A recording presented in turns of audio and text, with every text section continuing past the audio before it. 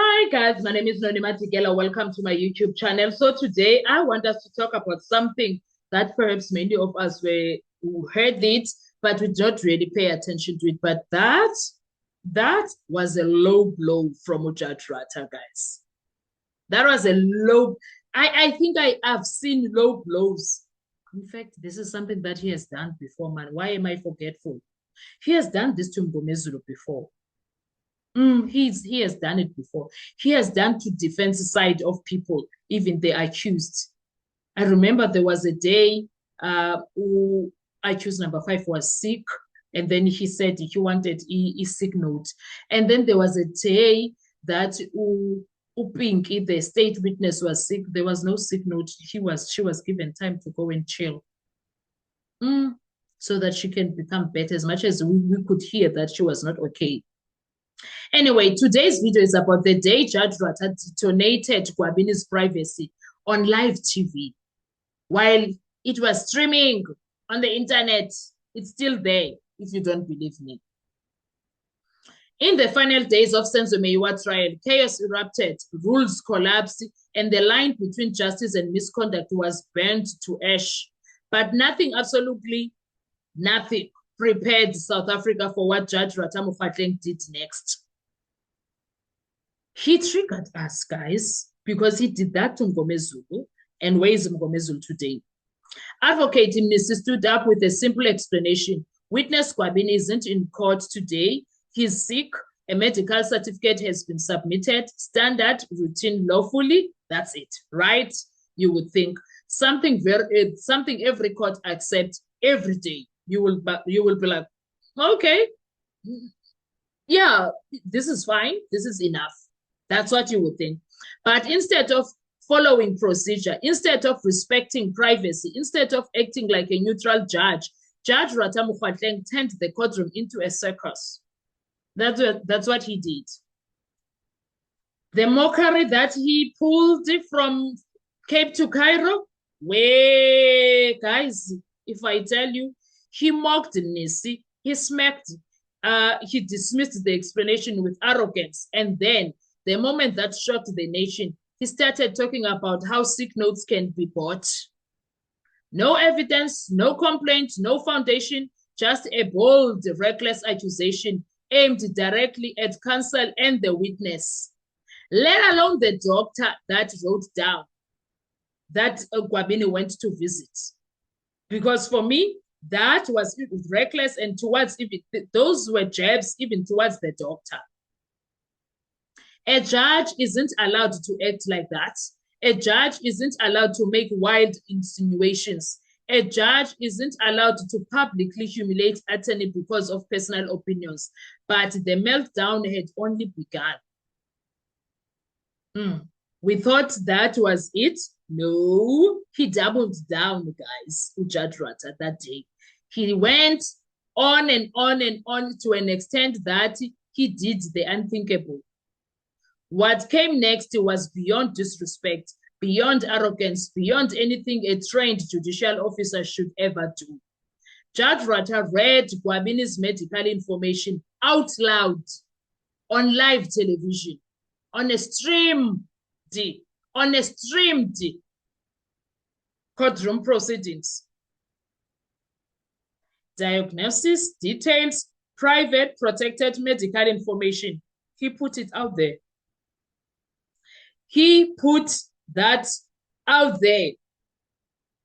Exposed, broadcast, turned into a public entertainment. South Africa was watching in disbelief. People were like, Haibo, didn't this man said he's educated? He knows everything. Didn't he act like holier than thou here? What is this now? What is he doing? Because this wasn't just rude. This wasn't just humiliating. This wasn't just bad judging. This was a violation of law.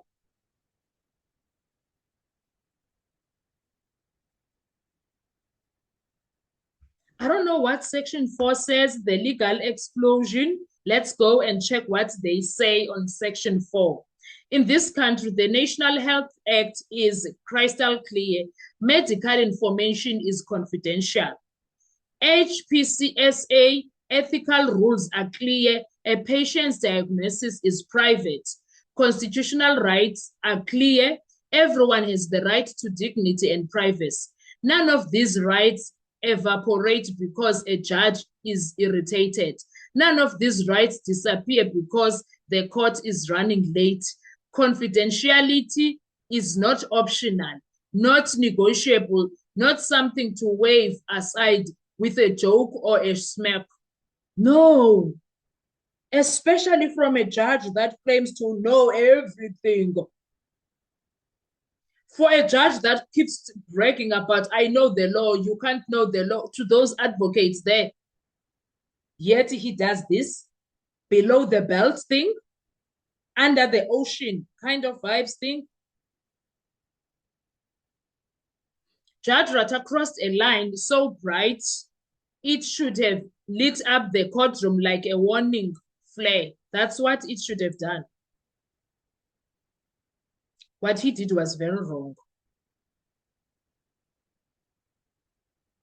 Let's talk about the damage. What he did wasn't judicial management. It wasn't discipline. It wasn't protecting the process. It was public shaming, privacy invasion, baseless accusations, abuse of authority, and a collapse of judicial decorum. Judges are supposed to protect dignity, not destroy it. Judges are supposed to enforce procedure, not violate it. Judges are supposed to be neutral, not performative, arrogant, and dismissive. And in that moment, Judge Ratta wasn't a neutral umpire. He was the story, he was the chaos, he was the problem. And Section 6, let's get into that. The question South Africa is asking, if a judge can read a witness' medical diagnosis out loud, if he can humiliate a counsel on record, if he can dismiss legitimate documentation without evidence, then what does that say about fairness, about impartiality, about justice? If this is acceptable, what other rights can be thrown away when the judge feels irritated?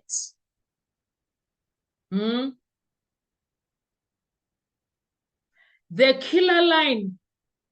This case was supposed to be about finding the truth behind Senzo's death. Instead, we watched a judge detonate someone's privacy in real time. A sick note became a spectacle. A witness became collateral damage. And the dignity of the court became a casualty. This wasn't justice. This was judicial recklessness, broadcast live to the nation. History will remember this moment, not because it was dramatic, but because it exposed exactly how fragile fairness becomes when the person meant to protect it becomes the one destroying it. Judge Ratta, guys, is out of order. Way out of order than it meets the eye. Anyway, guys, what are your thoughts? Do you think that uGwabini should sue the judge for what he did? I think he should. Anyone that knows Gwabini, tell him he must sue Judge Ratta for what he did.